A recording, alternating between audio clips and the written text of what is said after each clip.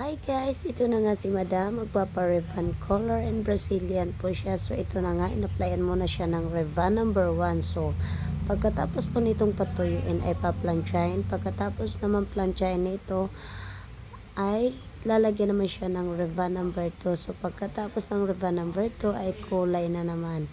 Din pagkatapos ng kulay ay Brazilian. So ito na nga guys, no, makikita nyo na talaga na pinaplansya na ang buhok ni Madam. So manipis lang talaga ang pagkaplansya ng buhok ni Madam.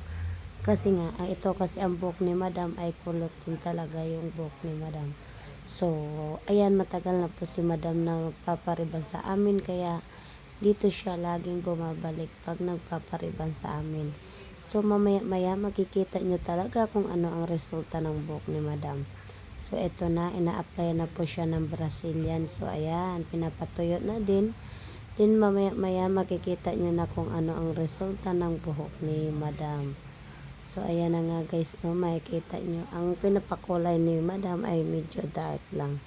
Kaso dito nga talaga sa buhok ni Madam, no, sa dulo, sobrang light na light kasi ang buhok ni Madam. So, ang ginawa lang talaga dyan guys, medyo dark lang dito sa itaas para hindi makita masyado ang kanyang white hair. So, ayan na nga guys, na makikita nyo dito sa dulo ay medyo light.